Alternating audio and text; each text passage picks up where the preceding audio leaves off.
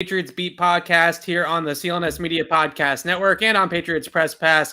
I'm Evan Lazar, joined as always by Alex Barth, and we're doing a pod today because there is actually some Patriots news to report and to discuss. The Patriots making a signing this morning, bringing back offensive tackle Trent Brown. We'll talk about how the offensive line is going to shake out, if we like the Brown signing, how the rest of the line is going to look, some targets that maybe they could go after. And the Patriots also hosted officially 3 people on a visit, but unofficially 4, as multiple reports have said that Malcolm Butler was also in town today. So Ryan Bates, Leonard Fournette, and Josh Dobbs, who was the one surprise that was not reported on, were in Foxborough for a free agent visit, as was Malcolm Butler earlier today. So a lot going on in Patriot land. It kind of seems like they decided to sit out the first week of free agency for the most part, and now this is when they're going to get down to the nitty-gritty and start doing some work. Let's start with the official signing first, though, Alex.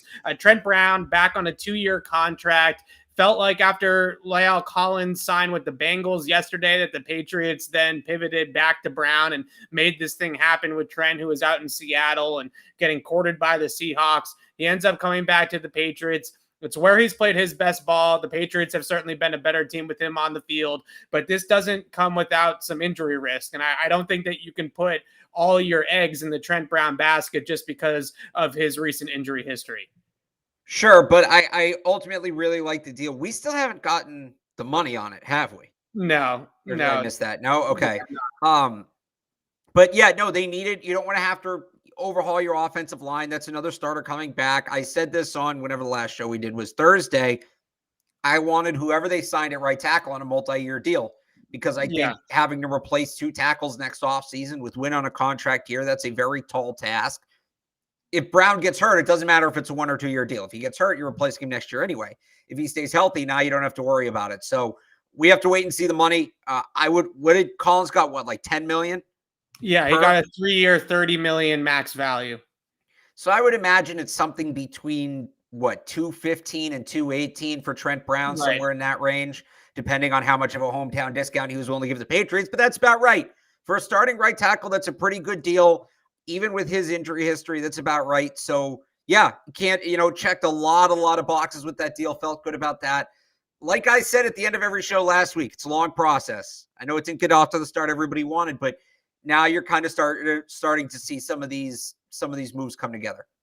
Yeah, I think after you see Trent Brown come back, when he went out to visit with the Seahawks, there was some concern that he wasn't going to leave Seattle without a contract, and the Patriots were going to be replacing 3 offensive line spots instead of just 2.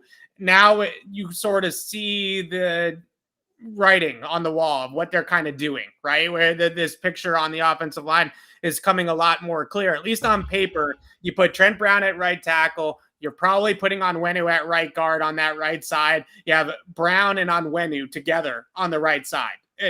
Good luck trying to get that, those 2 guys from moving the line of scrimmage, right? If you're opposing defensive line and the Patriots are running the football off the right-hand side with both those guys over there, that's 340 plus 380, 800 pounds of mass. I mean, that's a big side to form there with those 2 guys. That's going to be really difficult to deal with. Now it puts the Patriots in a situation where they basically only have the left guard spot to fill, or one of the guard spots, depending on where they decide to put Onwenu. This feels a lot better than when we came on the show post Shaq Mason trade, and there was a lot of things floating around in the air. We didn't exactly know what this offensive line was going to look like. Now, I don't want to ignore the fact that Trent Brown has not played a full season since 2018. He's played 26 out of 50 games in the last 3 years, played 9 games last year for the Patriots. Again, they were noticeably better statistically and just from the eye test when he was out there last year. He's a good football player. We know that. They still need to hedge their bets here, right? I mean, they still need to bring in another guy that either can play on the right side at right tackle or allow Onwenu to kick back out to right tackle if need be, or something along those lines. Yeah, and I still think tackles are pretty significant need in the draft. I think you have a couple of guys in this class that realistically could play either side in the NFL.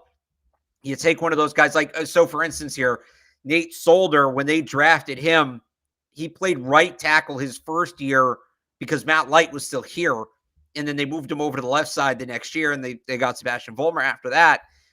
I wonder if a similar setup is kind of where you go, because Isaiah Wynn's no guarantee either. Draft a tackle who can play either side, and he's going to fill in somewhere, and then he gives you insurance this year.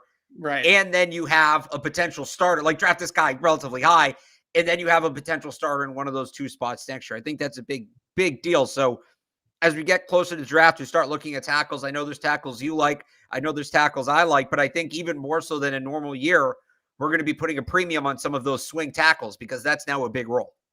Right. And I know that you always laugh about let's move every tackle inside to guard, right? But I do think that a guy that can play guard and tackle would go a long way for the Patriots, because I come in Wenwu then, because apparently he's a guy who should move inside to guard according to NFL Network.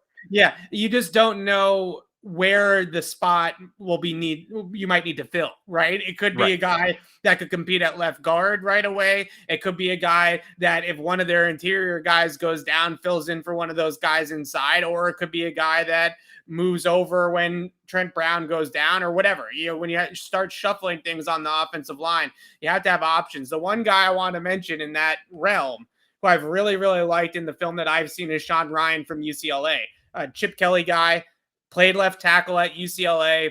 One of those guys, Alex, I'm sorry, that a lot of people project to move inside to guard just because of his range and limitations in terms of protecting his edge out at tackle. But he can play tackle and he can play guard at a high level. Those are the types of guys that I would look for in the draft. If they're not going to go early top 50 pick with a Trevor Penning or a Bernard Raymond to check that box, right, and say we have our left tackle for the next 5 years, right? If they're not going in that direction and they're going more for the guys that have starter potential, they'll find a place to start them down the road. But more importantly, now their insurance policies for different spots along the offensive line.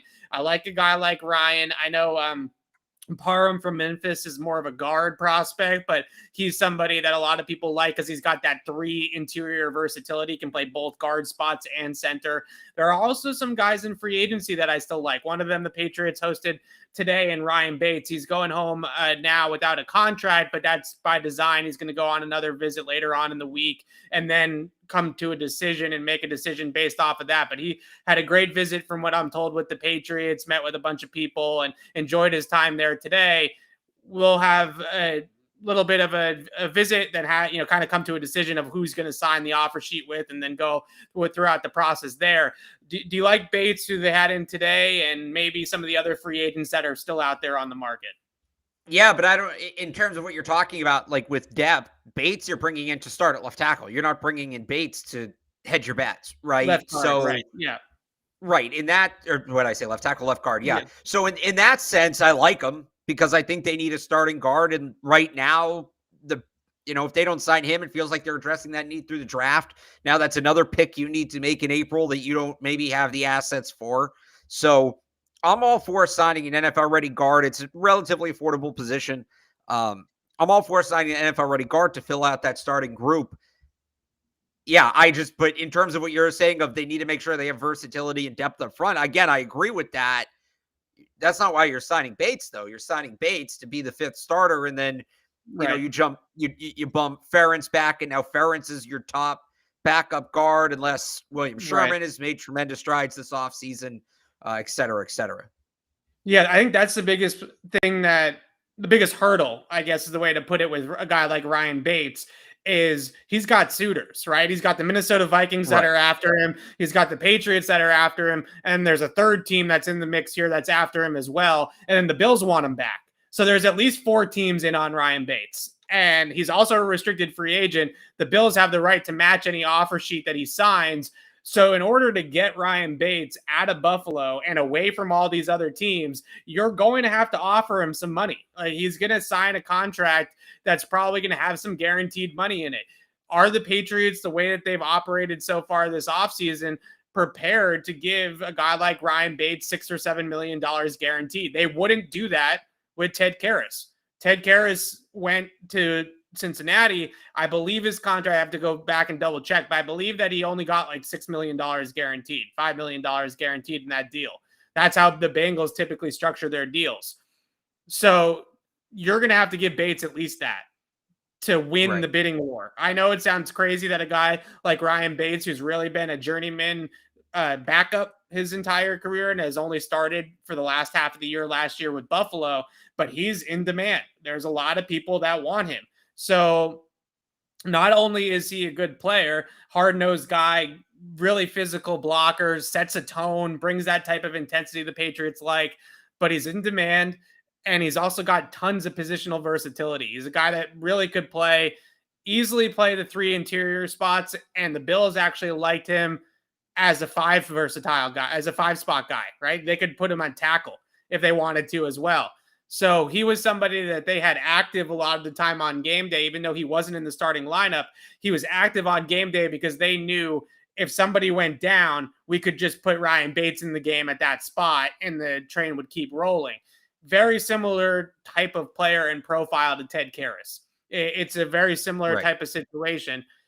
So are the Patriots going to up their offer and compete on the market for a guy like Ryan Bates? They clearly have interest in him. They wouldn't have brought him in if they didn't.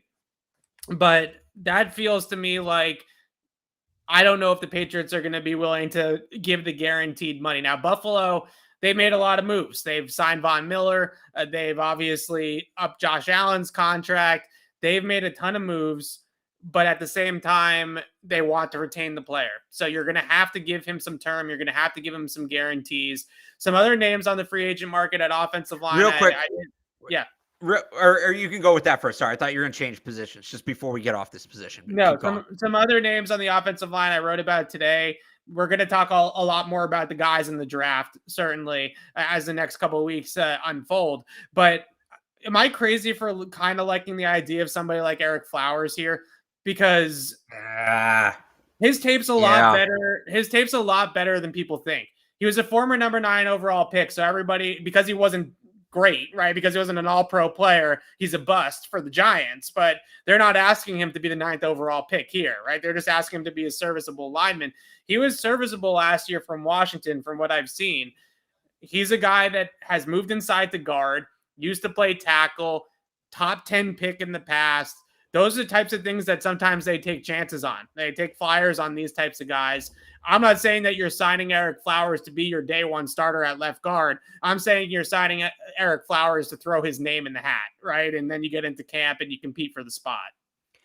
Yeah, but it gets weird there because, like you said, Flowers really wasn't great at tackle.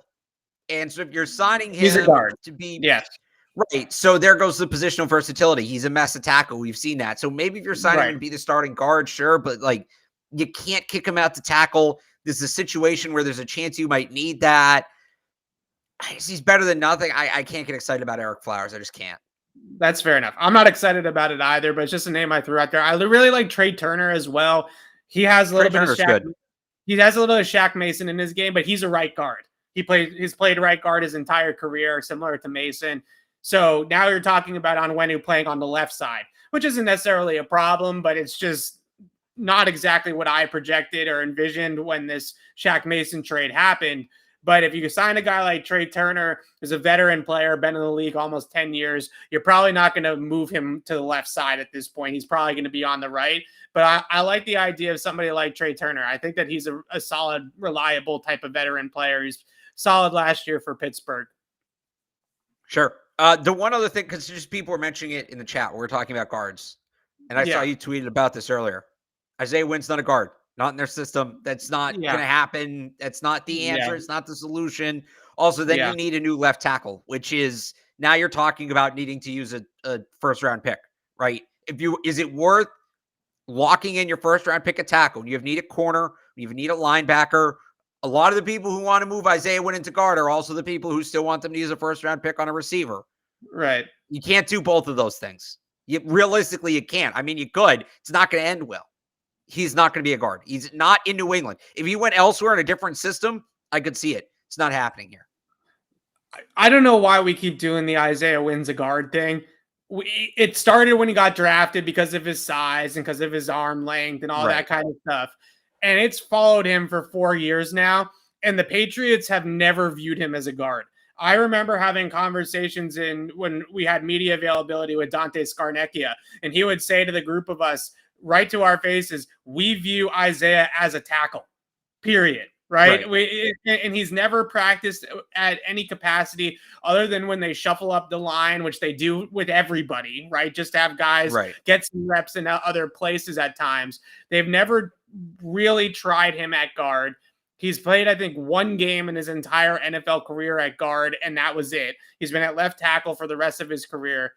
They're not moving him in year 5 on his 5th-year option. After all this time, they're not sitting in the back and saying, now he's a guard, right? I don't know why.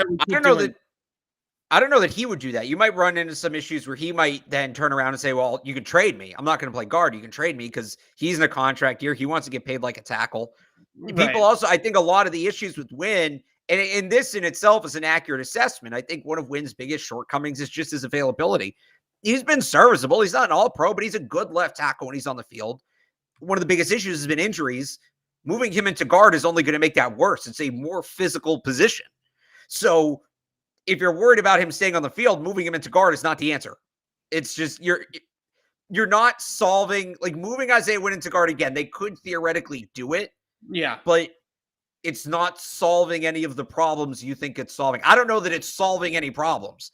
No. But it's certainly not solving, like Wynn's biggest issues as a player are not erased by moving him into guard.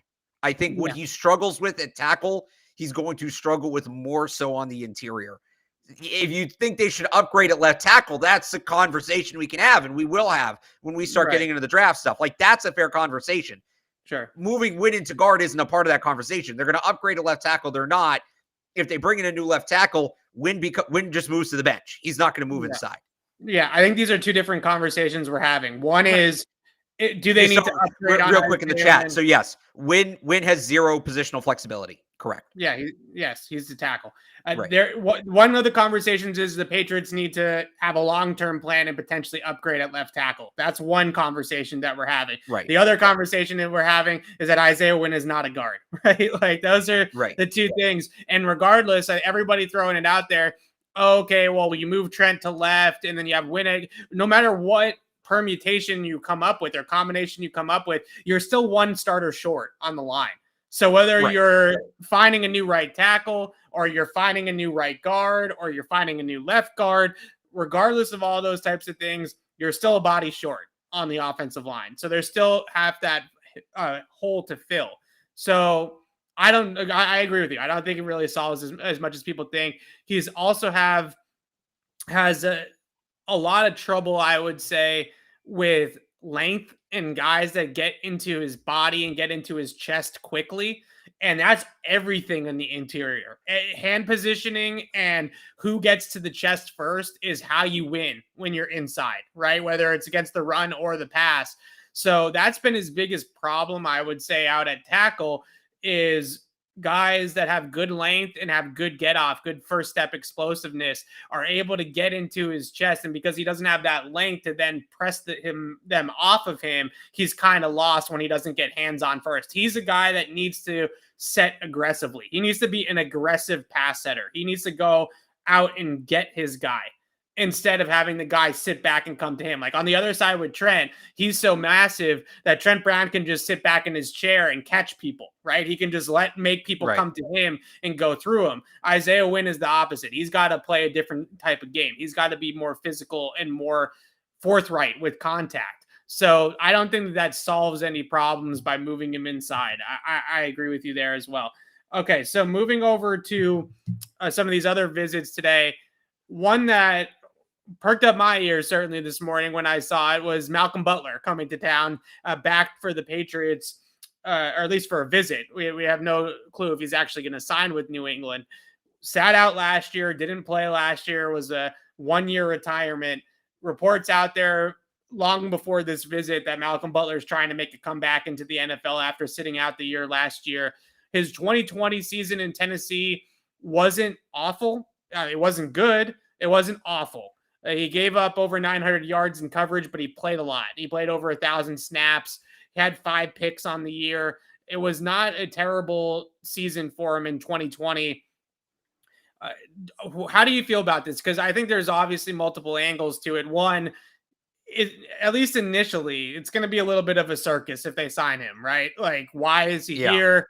The questions that Bill Belichick is going to present and open up from the reporters in the room.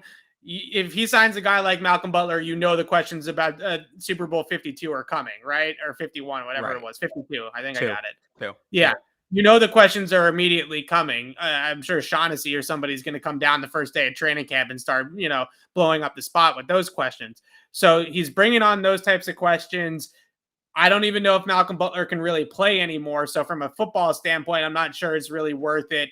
But it feels like they're at this point with corner where they have to throw some veterans. Like I said earlier, with a guy like Eric Flowers, you got to throw some veterans in the hat and see if one of these guys stick. Right. And Malcolm Butler kind of feels like another one of those types of guys. Yeah. And again, they just need that kind of player. The cupboard's bare at corner. It's not just about needing a number 1 corner. You need depth as well. I like Malcolm Butler. Even after a year off, I'll take Malcolm Butler over Terrence Mitchell, right? I think most people would. Some of the names we floated, guys like Joe Hayden. I feel like Joe Hayden, Malcolm Butler, that's a wash. Butler's been here. He knows the system. He knows what's going to be asked of him. He knows the day-to-day routine. I don't hate it at all. They desperately need corners. Even if you draft somebody, you just need a veteran in that room. That's a young room. That's a young group. It's a lot of guys that haven't played, right? How much do you want Joanne Williams to really play this year if he makes the team? Would you rather Joanne Williams or Malcolm Butler? At the very least, Malcolm Butler's your 3rd corner. He bumps Joanne Williams down, maybe bumps him off the roster. It's absolutely a good move. This is the kind of move they need to make at this point. And I'm not saying it's enough to fill in the loss of J.C. Jackson, but given what's at their disposal right now, it's their best option. So the number one thing I like about this is that last year they ran into a situation, and I get COVID was a factor, but COVID's still going to probably be somewhat of a factor, where they had practice squad guys playing corner in a playoff game because they had no depth at the position, right? So they had Juwan Williams out there. They had Bugsby out there playing corner against Buffalo in the wild card round. And we talked about it a ton, and we continue to talk about it after they traded Stephon Gilmore, before they traded Stephon Gilmore, that the Patriots were lacking veteran depth at corner. So now you bring in somebody like Terrence Mitchell, you potentially bring in somebody like Malcolm Butler, and you have 2 veteran guys that can play if they're called upon.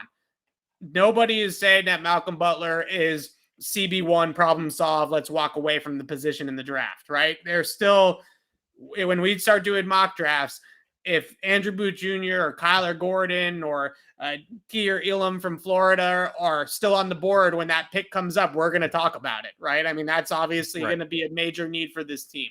But it's another one of those guys that keeps you away, like you said, from playing Juwan Williams in a playoff game or playing somebody off the practice squad in a playoff game. He's also somebody that can potentially move inside a little bit or play that Z shadow role where he's guarding receivers that move in and out and aren't necessarily just full-time guys on the outside. So that I like about it too. You obviously have the familiarity with the system. I just wonder, one, does he still have anything in the tank? Does he still have the juice? Can he still play? And 2, it does bring up, for all the sports radio people, for all the reporters trying to grab a story, it does bring up that angle of it too. But this team has dealt with it before. You mentioned earlier to me, like Tim Tebow, right? Coming in to training camp 10 years ago. Let's not go down that road. I'm just saying that was a little different. Yeah. You know what I'm saying? They've brought in these guys before that you would be concerned. Now, I think a lot of the time everybody just sits there and says, oh, well, they do this all the time. It always works out. It's fine.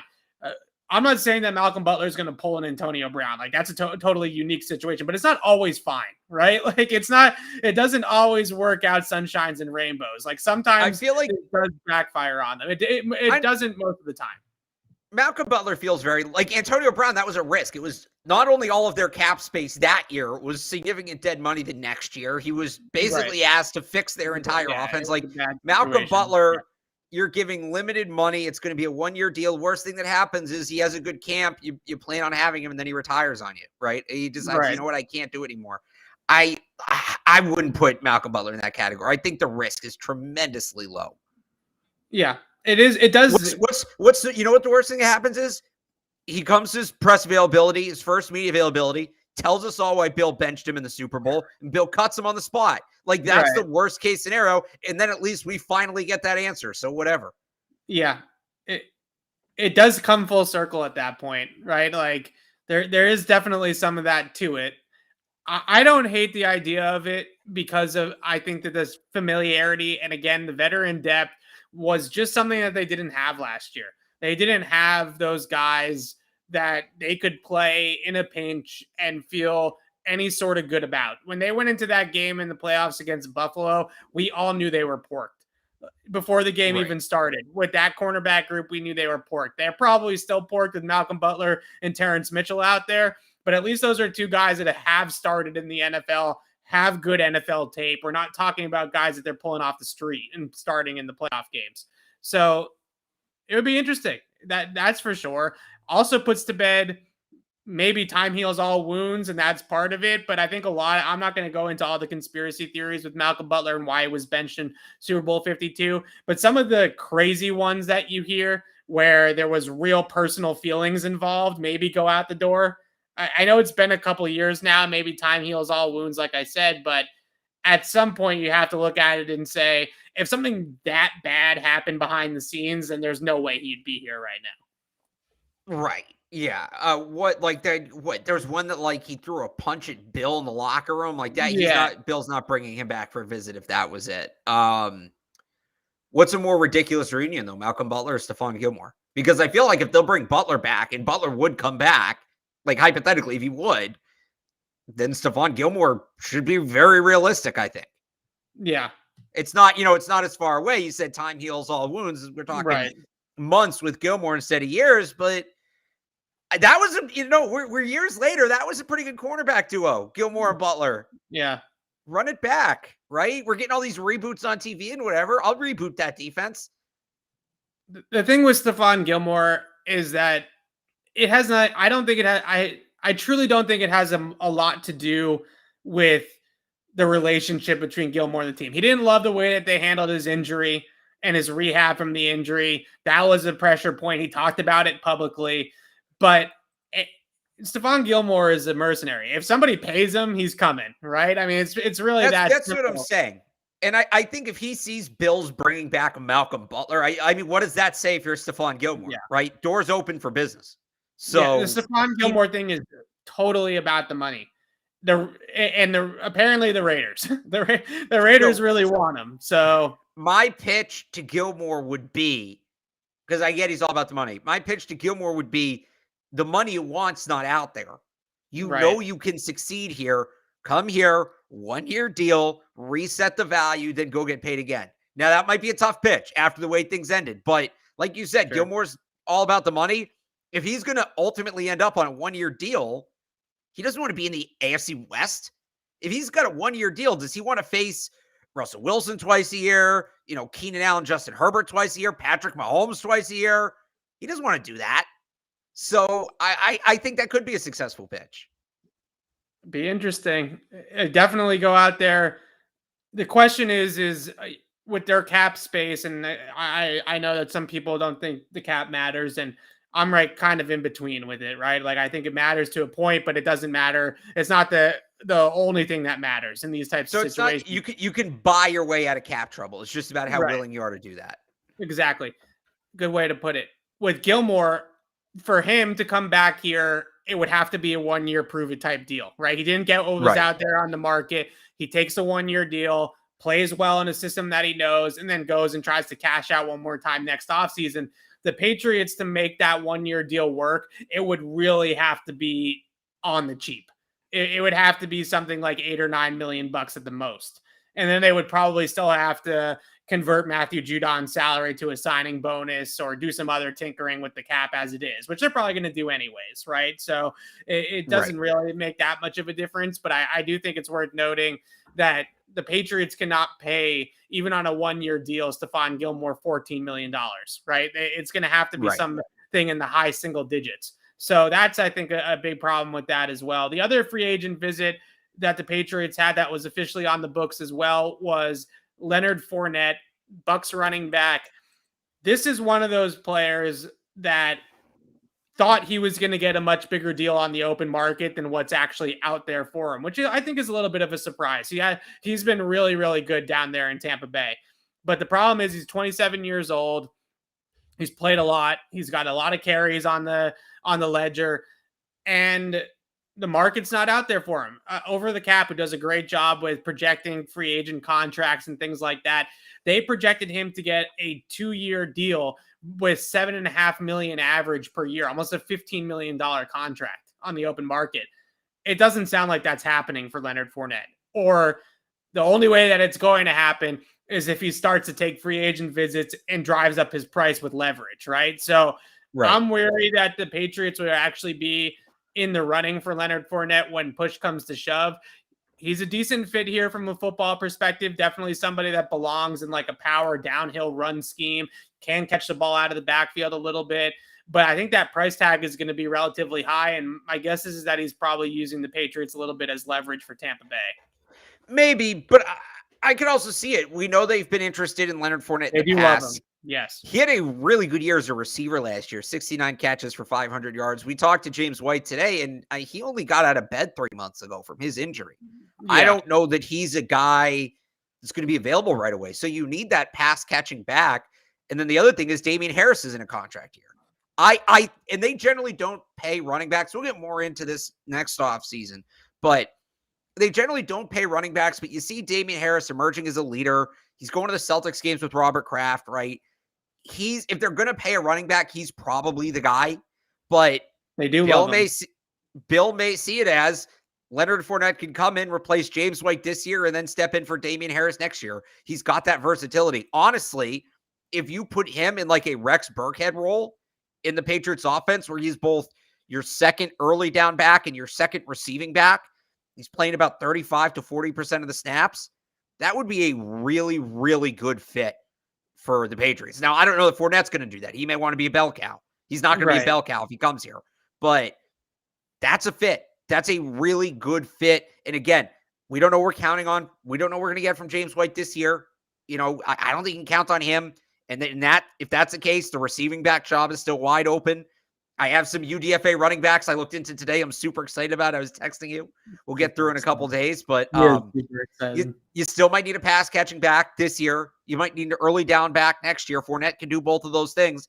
I think it makes a ton of sense. Now at the $6 million a year, that's probably a little rich, but before you bring the money into it, and the money's obviously a big part of it, you can't just ignore that. But before you get to the money part of it, Fournette really checks a lot of boxes for them. He really does. He's a good player. They like him. They try to get him before he signed with Tampa Bay a couple years ago. He is an ideal fit in this downhill scheme. Like this type of scheme that they have typically ran here.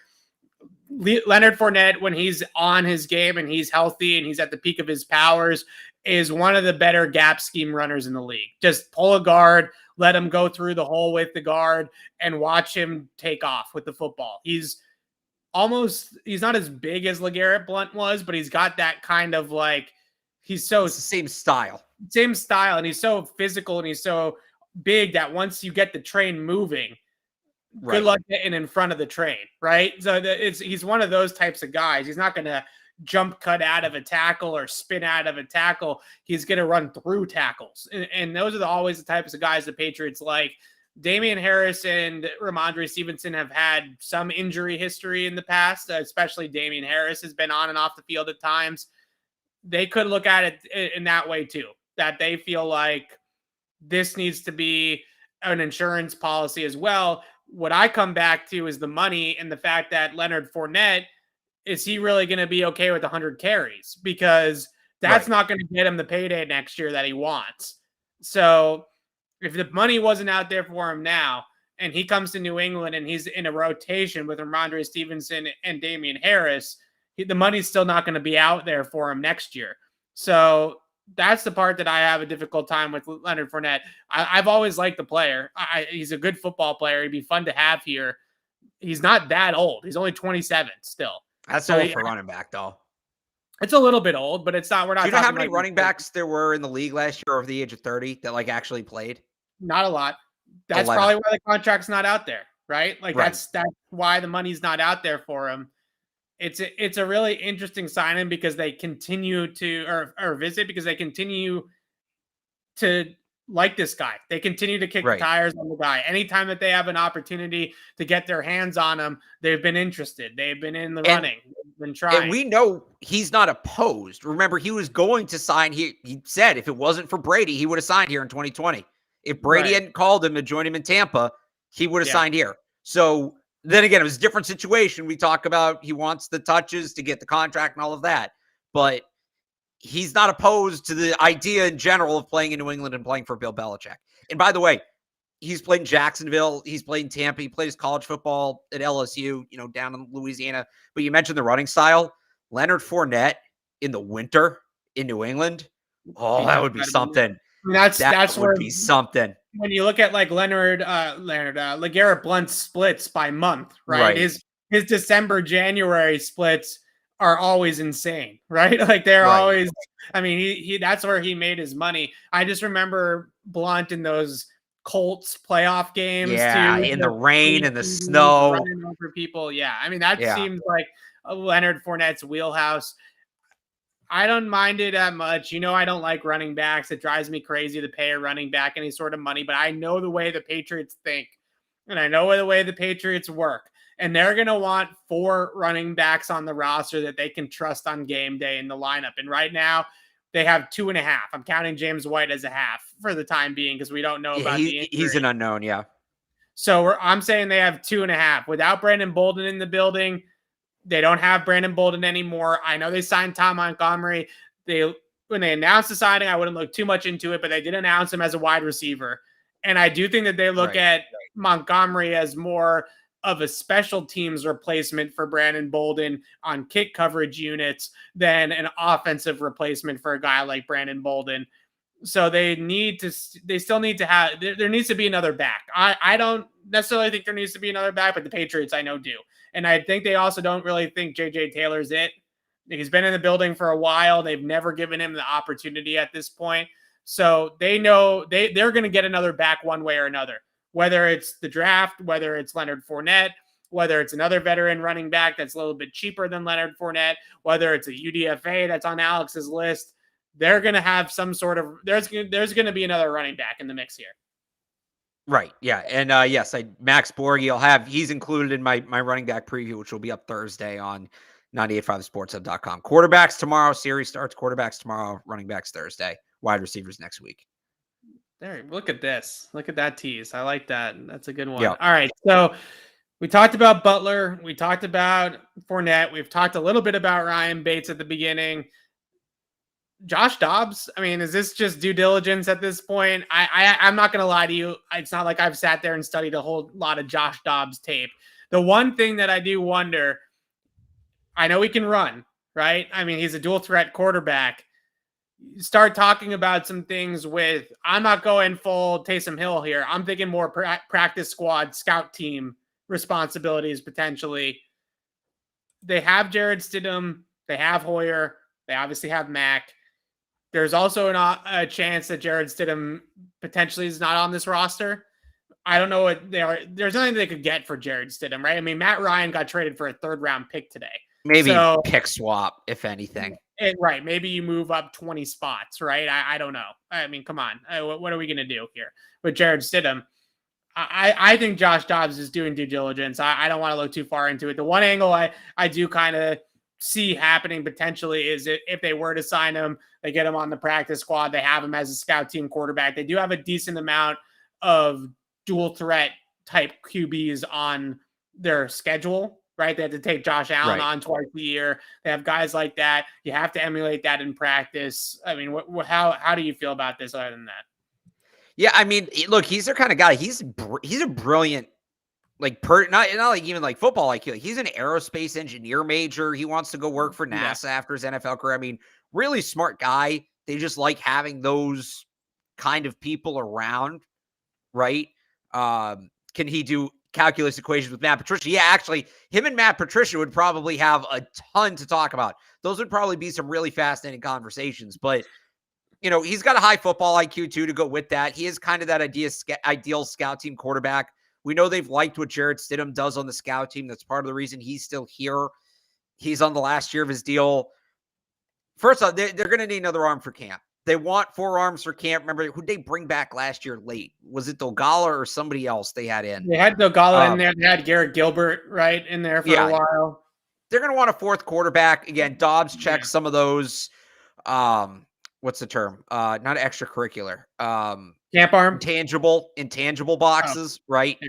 So I could see it. I think it's like some dude. I think it's due diligence, but there's a reason Dobbs, right? There's a ton of quarterbacks that could have worked out. They worked out Dobbs. I can understand why he's the guy they're doing their due diligence on. He's not coming to replace Hoyer. He's not coming to replace Mack. I don't think he'd have a spot on the active roster, but I could see him coming to camp and then potentially ending up on the practice squad. I could totally see that with a player like him. Hey, he's a fun camp arm, right? Like he's a fun guy for us to watch in camp. I mean, I know that running quarterbacks in camp, they wear the red jersey, they don't really get tackled. It's not really the same. But if he gets to play in like a 4th preseason game for the Patriots in the second half, right? I'm all for it. Or 3rd preseason game. Sorry, there's no longer 4. 3rd preseason game in the second half. I mean, it'd be more fun than Jarrett Stidham, I think. I guess. I don't know. Bring back. Let's see what Jamar Smith does in the USFL. Maybe if he balls out, bring him back. You can't bring up Jamar Smith. You can't bring up Jamar Smith. You're going to watch him, right? Like, I know you're super against the spring league because you hate fun, but you have to watch Jamar Smith. Bill Belichick calls it the World League, Alex. All right. He calls them all the World League. That's just his general, how he refers to all non-NFL leagues. He's a great unknown. Honestly. In Bill Belichick's voice when that came up, just the disgust on his face of we're talking about the AAF in my press conference was like, not only did it shatter Alex's world, but it made all of us crack up. So it was great all around. he keeps signing players from these leagues. Devontae Bosby was an AAF guy. He was like in the running for Defensive Player of the Year in the AAF. He keeps signing players from these leagues. Maybe he's shooting it down because he doesn't want other teams to look at it. But seriously, like weird tangent here, but we have 20 minutes to fill, and I think we more or less hit the topics. Jamar Smith is a fascinating what if to me, right? Man. They cut the roster from 90 to 80 because of COVID. He was one of the 10 guys who got cut without getting to camp, but he was electric at Louisiana Tech. He really was. And the competition was going to be wide open that year. You were at camp. I wasn't. Obviously, Jarrett Stidham was nowhere near Cam Newton. Especially in like non-contact, non-padded practices. Jamar Smith, if he's everything he was cracked up to be, might have torn it up. Really might have torn it up. So I really wonder what he's going to look like in this USFL if he lives up to that hype because, look, Garrett Gilbert was unstoppable in the AAF. And what is Garrett Gilbert? He's a fringe NFL quarterback. But, all right, if Jamar Smith tears it up in the USFL, that means he at least deserves a spot on an NFL roster, right? P.J. Walker was the best quarterback in the XFL. He might not be a top 20 starter in the NFL, but he is a roster caliber quarterback.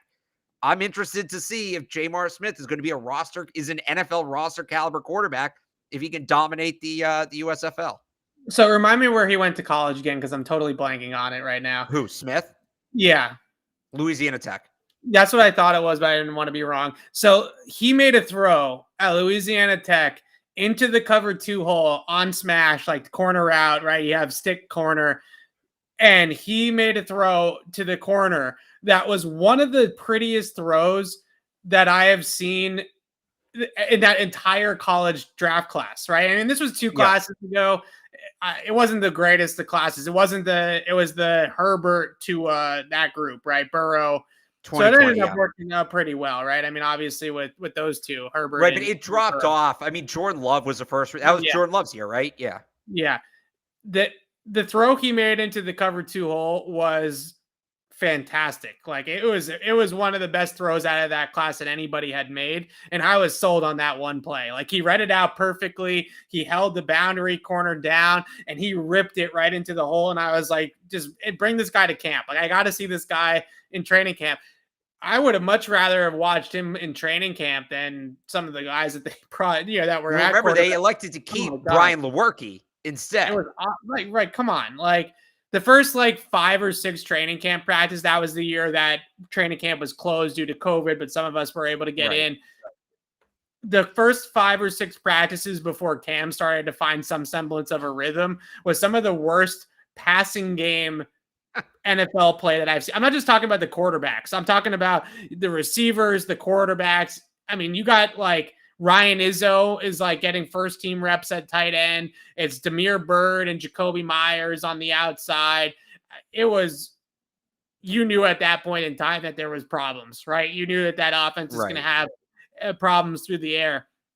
Then it started to turn on when Cam started to pick it up a little bit. Things got a little bit better. Then at the very end of training camp that summer, they started to do some of the design quarterback run stuff with Cam that they were going to do in the regular season. And they didn't show us a ton of it, but enough of it was there that you could surmise that they were going to do some of it. And that was when it was like, okay, well, at least they can lean on this, right? If stuff hits the wall, at least they can lean on this.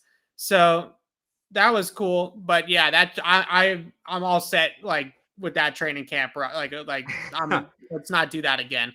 Meanwhile, we have 700 people right now, at least just on YouTube, listening to us talk about Jamar Smith. That's pretty cool. I'm excited for it. More Patriots things I wanted to get to, though. Go ahead. Okay, but you are going to watch Jamar Smith. I will make sure of that Birmingham Stallions. We're gonna get you. We're gonna get you Birmingham Stallions hat so you can wear it during the game.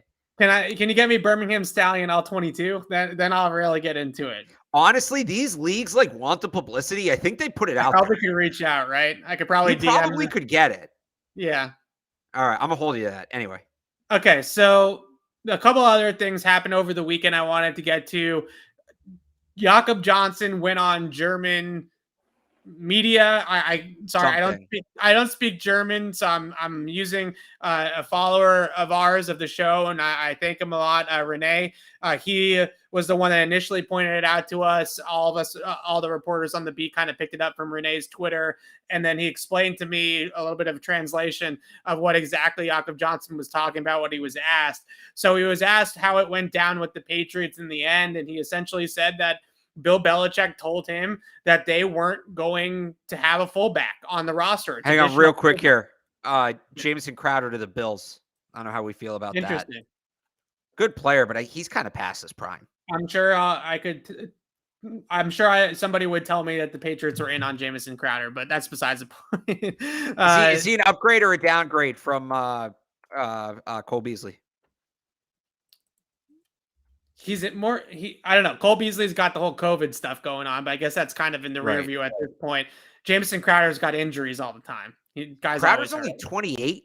Feels like he's been in the league forever. Yeah, because he's always hurt. So he's, the hype is always coming back every time he's healthy. So no traditional fullback on the roster, according to Jakob Johnson in this German print media source. We talked about this when the Raiders signed Jakob Johnson, that this potentially could go in this direction. I wouldn't say that it's 100% confirmation. They could still bring in a UDFA or sign some cheap free agent or something like that. But if they were serious about there being a fullback on the roster, Jakob Johnson got the minimum guaranteed salary for a veteran player from the Las Vegas Raiders. His deal's as cheap as it possibly could be. So they were really serious about it. He would still be here. What do you make of this? Do you think it's Jonnu Smith time? Do you think it's a hybrid position or somebody like in a Kyle Juszczyk type of mold? What direction do you see the Patriots going in now? I wonder if it's spread. Just get back, because you get back to more what Mac did in college, because Alabama doesn't use a fullback. Just make it look more like that. Maybe you figure out some gadgety stuff with Jonnu Smith, but the more I look at it, the more it makes sense. I could see them moving forward with that, or at least without that kind of fullback. Jonnu Smith in that move role. We've talked about a guy like Connor Hayward in the draft. Patrick Ricard signed today, but he was a name we threw out there. I could see it. Look, it makes sense for them to change it up a little bit. Clearly what they did last year, and I mean, they were successful, 6th highest scoring offense in the league, but they need to figure out a way to open it up a little bit more. Moving to more of a spread system would work. And this would be classic Belichick. We all figured the defensive system would change, right? Go for man to zone. And well, if you're not bringing any new blood in offensively in the coaching staff, which they brought in Joe Judge, but he's been here. We all thought, all right, they're not bringing anybody new. It's business as usual, and they're going to change it up on the offensive side of the ball instead. So they won't get rid of the fullback role completely. That would surprise me because I think they want that option in their offense because they are a game plan team. They want that look to be able to give to defenses to be able to force certain packages onto the field. But a move fullback sort of thing, and then when you really need the downhill fullback, the blocking fullback, you bring in an offensive lineman. Hell, maybe have Juwan Bentley do it, right?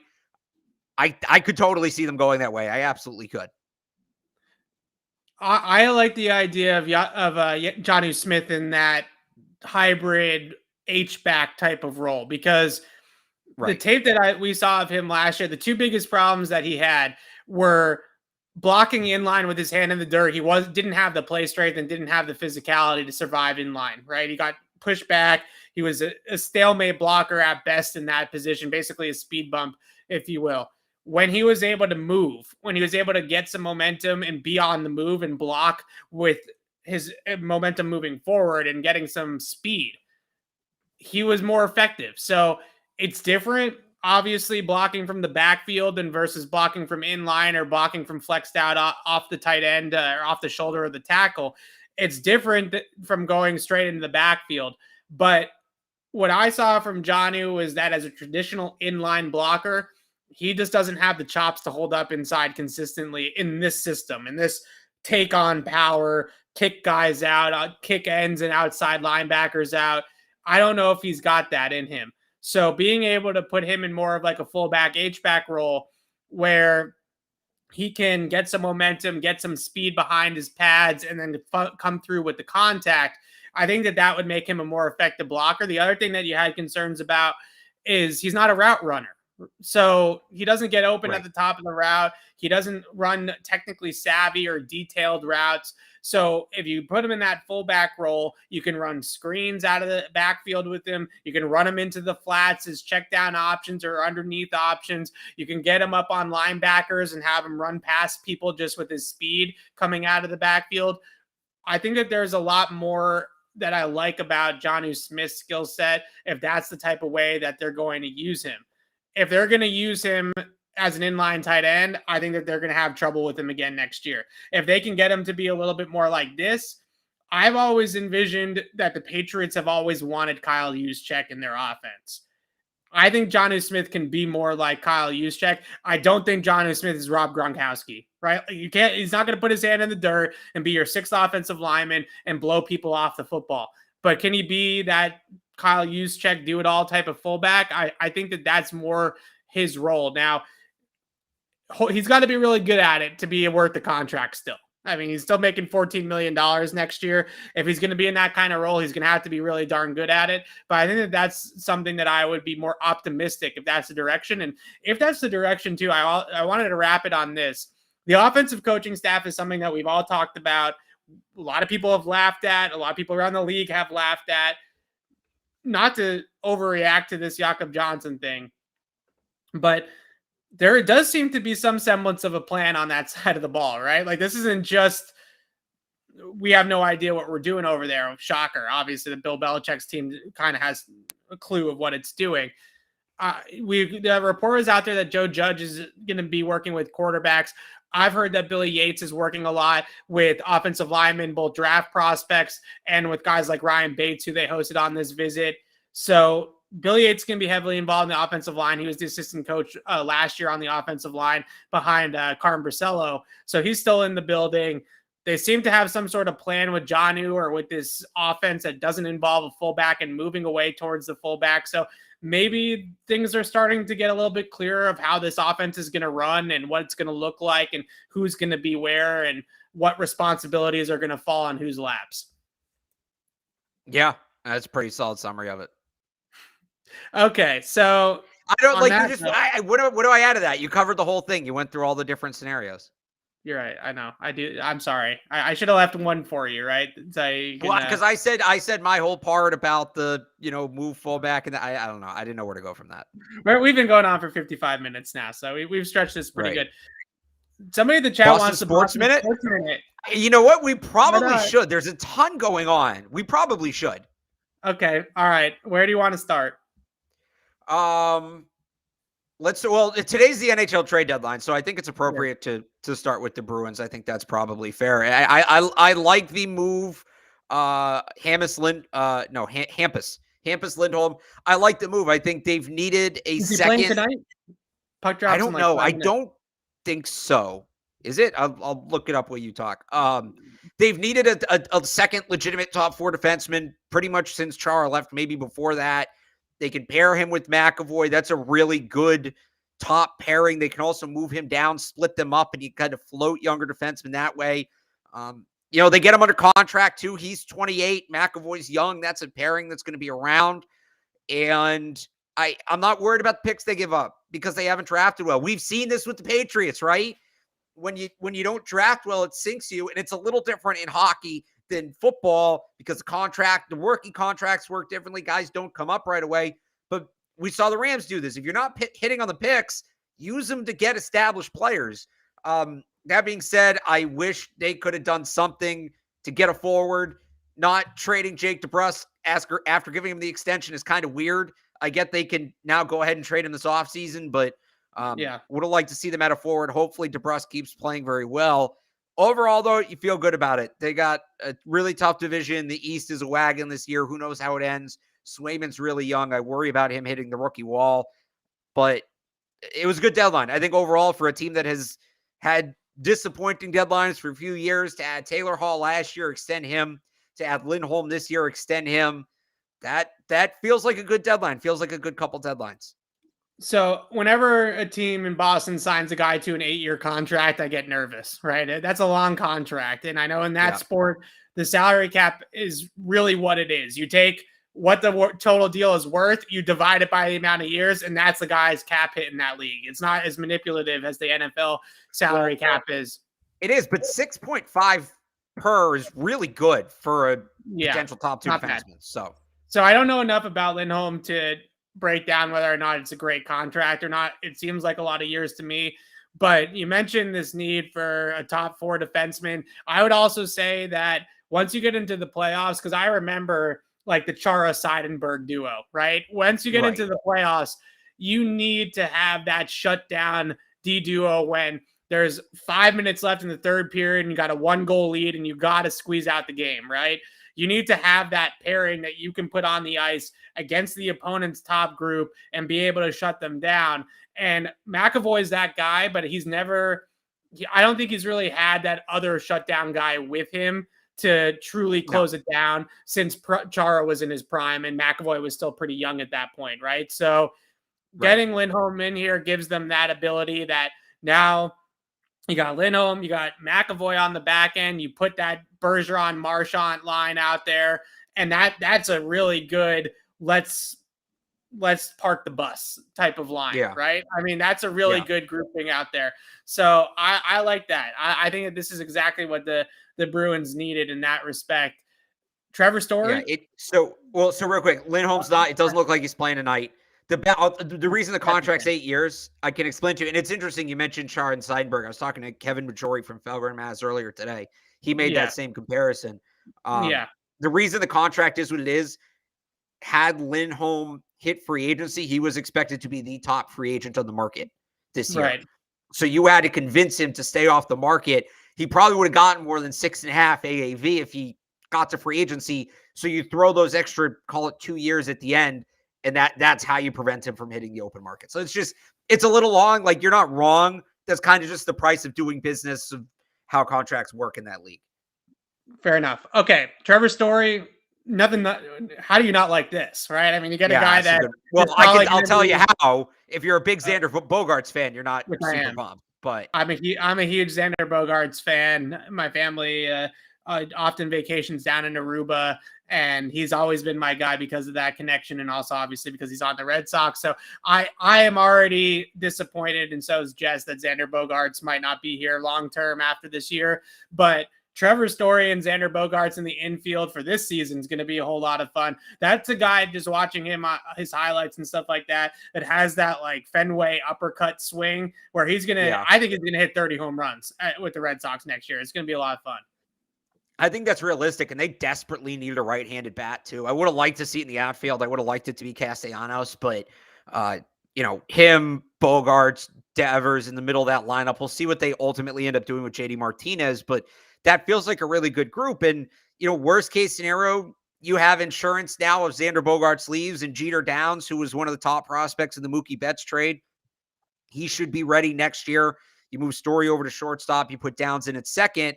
Best case scenario, Bogaerts re-ups, and you have the best middle infield potentially in baseball for however many years, 4 or 5 years, right? Kind of like Lindholm, it ended up being a really team-friendly deal. They threw some nuggets in for the player. There's an opt-out in there. There's a player option at the end in there, so that's all really good. Yeah, I really like that move. Now they just need to get some freaking pitching. I don't know what the hell their rotation is going to look like. They have Eovaldi and Pivetta, and then who knows? I guess Waka looked good today in a spring training start, but Whitlock should be a starter. I don't know that they know what they're going to do with him this year. I think Houck should be a starter. They don't know what they're going to do with him. Chris Sale, I'm not counting on anything from Chris Sale. If anything, I'd put him in the bullpen. I'd make him the closer, limit his innings. So they got to figure all that out. But you know what? Baseball's kind of going the way football is. If you have elite pitching, if you have elite defense, you can ride that. But a lot of the teams in the playoffs, the teams that make the playoffs and the better teams in the league, they're just trying to outscore everybody else. They're not too worried about stopping the other team from scoring. So if that's the way the sport is going, Story's a great signing, and the Red Sox are in great shape. Yeah, I mean, that's how I feel about it too. I think you summed it up great. And I just lost 150 people since we started the Boston Sportsman, by the way. I don't care. We carried them for an hour. There was some other, I think it was Chris Costello who writes, I think for Mass Live, right? For the Red Sox. Costello, thank you. Yeah. He does a great job. I didn't mean to screw up your name, Chris. He's one of my favorite guys on the Red Sox. I love reading his stuff about the Red Sox. He had, I'm trying to find it, but he tweets a lot, as we all do, so I can't find it. But he had like the projected lineup of what he thinks it might look like, and you start getting into that 2, 3, 4, 5 with Story and Xander and Devers and JD, and I mean that's going to be a really tough lineup to get through. And that's ultimately, I love the idea too of Chris Sale as the closer. I don't remember if John Smoltz, like when exactly that happened and if he went back to starting or whatnot, but later on in their careers, it's not that unheard of, right? To put them in the bullpen and have them close so they don't have to go the full 6-7 innings or whatever it might be. Right. Well, the thing with Sale is Sale came up as a reliever in Chicago. He's delivered. You would never have a starter throw the ball the way he throws it. It's too much torque on the elbow. That's why he had to get Tommy John. He just started in Chicago because they just desperately needed starters. And they were like, this guy can throw 102. Yeah. Let's see if he can do it for 6 innings. Obviously, it worked out. He's one of the best starters in the game for an extended period of time. He came up through the college and the minors and all of that as a reliever. So it's not necessarily moving to the bullpen. It's moving back. It's somewhere he's pitched before. We know he has the mentality for it. The guy's a competitive freak. It's awesome. I could see it. Like I could totally, I don't know that that's what they'll do. I feel like everything I think about the pitching staff, Whitlock in the rotation, Sale in the bullpen, they're going to do the opposite. What do I know, right? But we'll see what happens. Okay, so very quickly before we wrap it here, Celtics minute. I've been to two Celtics games. I've been to 2 Celtics games over the last couple of months during when they've been on a run, right? Like during this hot streak, they've lost both games. So I think I'm the bad luck charm. I think I'm the one that needs to stop watching or talking about the Celtics. I went to KG's retirement. It was a fantastic day, but the game stunk and they lost the game. The other game I went to was right before the All-Star break. They played the Detroit Pistons and they lost somehow. I think those are their last 2 losses. Yeah, I know. And I've been to both of them. All right, stop going. I guess so. Terrible. Anyways, but it was and my dad was not pleased because he wanted to sell the tickets to KG's retirement because we were getting offered a king's ransom for him, and I was like, we can't sell the tickets, we're going to the game, we're going to watch the jersey go up or the number go up, and of course they lost. Anyways, Celtics are on an absolute roll. I mean, come on, they can't. How far can they take this, right? Like, are they really championship contenders, or is this just because they've done this before? Like, they've had these nice runs in March, into April, and then we get to the playoffs and everybody flips a switch and the Celtics kind of just stay the same, and they get to like the second round or maybe an Eastern Conference Finals, and then they get bounced.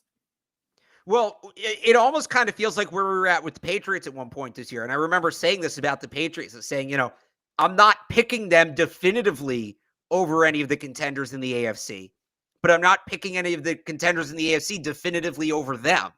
And it kind of feels like that's where we're at, right? I don't know that the Celtics are definitively the best team in the East, but I'm not going to say that they're definitely worse than the Nets, right? The Nets are wildly inconsistent and unpredictable. I'm not going to say that they're definitively worse than Milwaukee. Milwaukee goes ice cold from the field on a somewhat regular basis. Miami is kind of, they can go punch for punch with Miami. Chicago's the team that scares me the most. I really like that Chicago team. But again, they're not definitively better than the Celtics. It's all about getting hot at the right time. And by the way, the Celtics' biggest issue is just inexperience, which is easier to overcome than, say, whatever, the Nets' multiple injury issues and Kyrie not being able to play in Brooklyn, or Milwaukee, their best player can't shoot, right? Like, inexperience, you overcome that. I'll take them up against anybody in the Eastern Conference. And you get to that final round, Suns are really good, Warriors are really good. You never know what happens when you get to that point, right? The Celtics stomped the Warriors the other night. It's not the Kevin Durant Warriors where they're unbeatable. It's not LeBron, right? So, yeah, I think the biggest thing for the Celtics is early in the season, I just think everybody was uncomfortable. You had a lot of turnover. You had a new coach, right, in Ime Udoka. I think the players are comfortable with Ime. Ime's comfortable with the players. He's figured out rotations that work. Now that those players are in regular rotations, they're getting used to playing with each other. I think Derek White is a much better fit for the second unit than Dennis Schroeder was. And they've got the chemistry now. They're all comfortable. We talk about this all the time with the Patriots, right? Guys get comfortable and they play quicker. They play more confidently, and you see it in the results. I think that's where the Celtics are at right now. Now, hopefully the ending's a little better than it was for the Patriots, but there are some similarities there. And you can like where this team is at. I think a lot of the issues they had early in the year, and again, this is going to mirror the Patriots, a lot of the issues they had early in the year were fixable, and they've seemingly fixed them. They're playing lockdown defense. The rotations make sense. It's just a matter of keeping that momentum going. Yeah, it's a fun team to watch. I am no longer going to attend games, everybody. You don't have to worry about it. I'm going to take a bullet for everyone else. We do have some playoff tickets when that eventually comes, but I'm going to tell my dad that he can sell those and he'll be happy about it. He can go. You just can't go.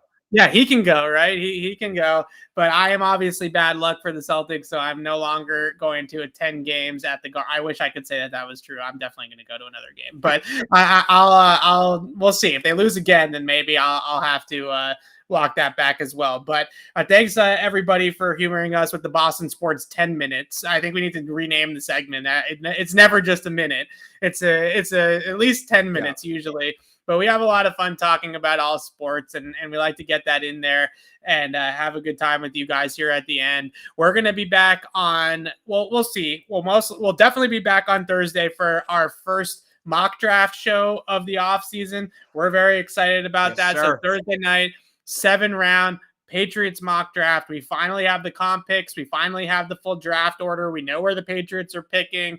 They put Matt Ariza in the mock draft simulator for Alex. So everything is all ready and lined up for mock draft season on Thursday. So we're definitely doing that. If the Patriots make a legitimate move, a huge signing, a flurry of signings, whatever the case may be, we'll definitely hop on between now and then and talk and react to that. But most likely, I think we know that they might make some marginal ones, but I don't think we're seeing any fireworks anytime soon. necessarily. So we're going to really start to turn the page now to the draft and really hit it home with the draft and get you guys all educated and caught up on everybody that you should know for the Patriots. And we'll, as always, continue to react to any developing news and things like that with the Pats as well. But until next time, signing off for Alex Barth, I'm Evan Lazar. Thanks for watching, everybody. We'll see you on Thursday.